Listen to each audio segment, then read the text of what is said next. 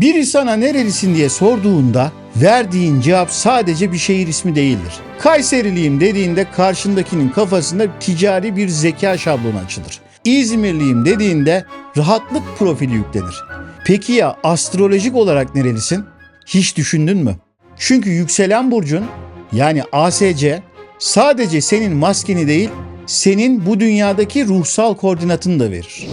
Yıllardır incelediğim danışan haritalarında en sık karşılaştığım kimlik çatışması bu. Kişi bana geliyor, ben aslında duygusalım ama herkes beni duvar gibi soğuk ve mesafeli sanıyor. Beni kimse gerçekten anlamıyor diyor. Bu iletişim hatası değil. Bu içerideki öz ile dışarıya yansıtılan maske arasındaki bir sinyal uyumsuzluğudur. Ben Arif Aydın. Bu kanalda doğum haritanızı astrolojik verileri kullanarak bilinç dışı döngülerinizi, gölge arketiplerinizi ve davranış şemalarınızı çözümlüyoruz. İnsanlar seni neden yanlış tanıyor biliyor musun? Çünkü sen ruhsal olarak Kuzey Kutbu'ndan geliyorsun. Ama içinde yanan bir çöl güneşi taşıyorsun.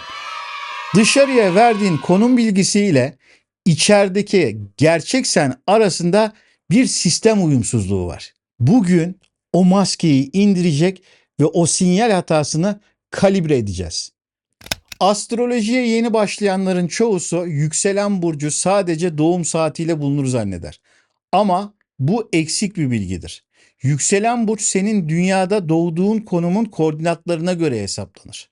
Bu teknik olarak şu anlama geliyor. Yükselen burç senin ruhunun dünyaya giriş kapısıdır. Yeryüzünde buluştuğu ilk noktadır. Bu yüzden insanların doğdukları coğrafya onların şivesini, olaylara tepkisini nasıl belirliyorsa yükselen burcunda senin kozmik şiveni belirler. Yani başka bir deyişle nerelisin sorusunun astrolojik cevabını yükselen burcun gösterir. Jung buna persona diyor. Astroloji ise buna yükselen burç diyor. İkisi de aynı mekanizmadır. Sistem şöyle çalışır. Güneş burcu senin motorundur. Özün, yakıtındır. Yükselen burç ise senin kaportandır. Dış görünüşün, savunma sistemindir. Ruhun bu dünyaya inerken kendini korumak için o doğduğun koordinatın zırhını giyer. Mesela yükselenin oğlaksa, sen ruhsal olarak soğuk ve dağlık bir coğrafyanın insanı gibisindir. İçinde ne kadar sıcakkanlı biri olsa da insanlar sana baktığında o dağların sertliğini, mesafesini görür. Mesela yükselenin yaysa içinde depresif biri olsa bile dışarıya umursamaz, neşeli, özgürlüğünden taviz vermeyen bir ruh sinyali verirsin. Eğer yükselenin akrepse sistem sana tehlike var, şüphelen, gizlen, bir dedektif gibi önce izle diyen bir zırh giydirmiştir. Sen kendi duygusallığının zaaflarını bildiğin için karşındakini çok hızlı çözer, arka planda ne çevirdiğini anlarsın. Ama insanlar zaaflarını gizlediğin o zırha bakıp ne kadar tehlikeli ve ne kadar gizemli biri diye senin hakkında düşünürler. Ya hep ya hiç diyen bir sevgi anlayışın vardır. Sevdiğin insanlar için canını verebileceğinden bu sevgi onları korkutur. Ne de olsa insan sevdiğiyle ölmek değil, sevdiğiyle yaşamak istiyor. Eğer yükselenin terazi ise sistem sana politik davran, gülümse, dengeyi sağla maskesi takmıştır.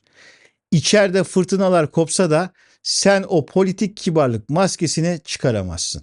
İşte o beni kimse gerçekten anlamıyor dediğin o his var ya, motorla kaporta arasındaki bu uyumsuzluktan doğuyor. Peki ya ne yapacağız?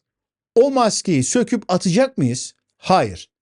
Yükselen burç olmadan dünyada görünür olamazsın. Çözüm nedir?